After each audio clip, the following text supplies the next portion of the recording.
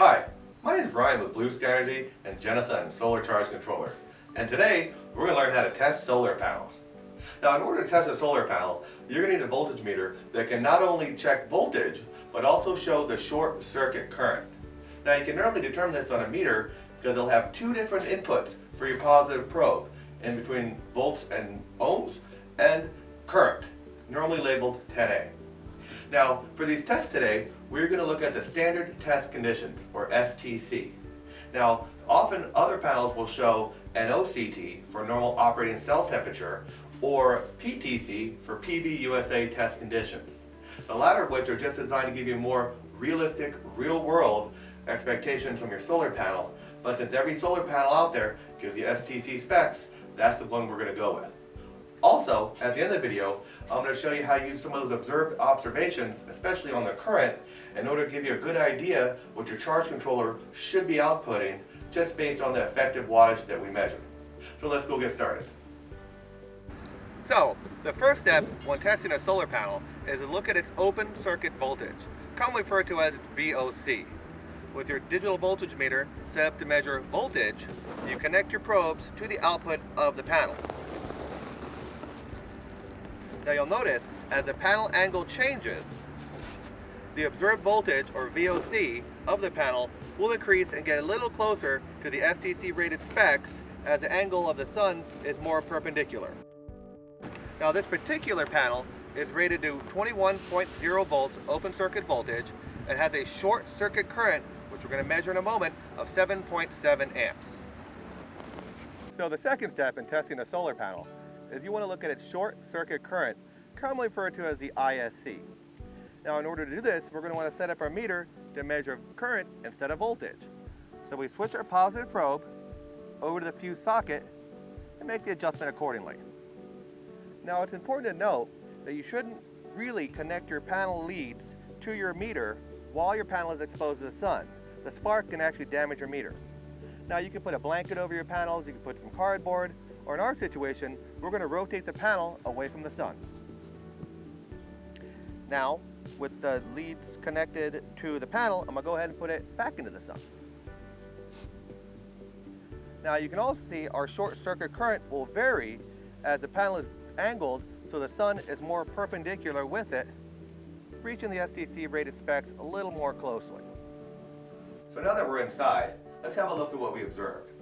Now this panel at STC rated specs is rated at 21.0 volts open circuit voltage. We measured about 18 or 19 volts out of it.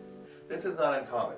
Partial shading, sun angle, panel temperature, even the age of a panel can have your observed open circuit voltage be a little bit less than the STC rated specifications.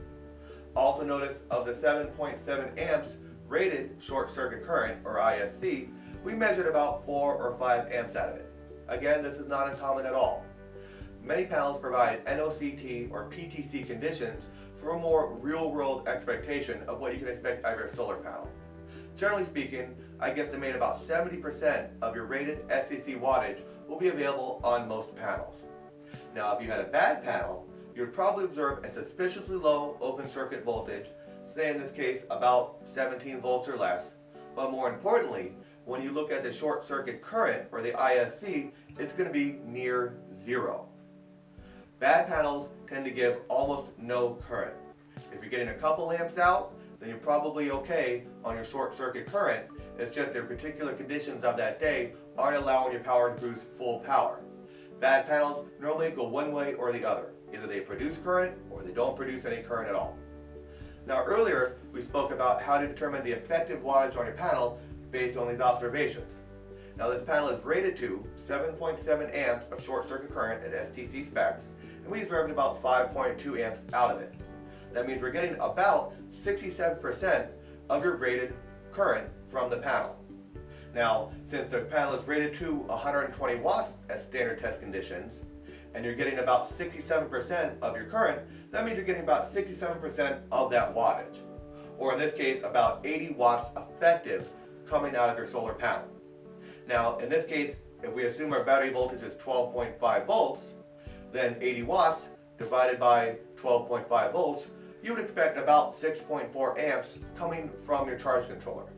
There's a couple caveats in that you do lose a couple percentage when you're bucking down the higher voltage to the lower voltage. And this is not designed to be a precise calculating tool, more of a rule of thumb to determine if your controller is outputting what you would expect based on your observed wattage.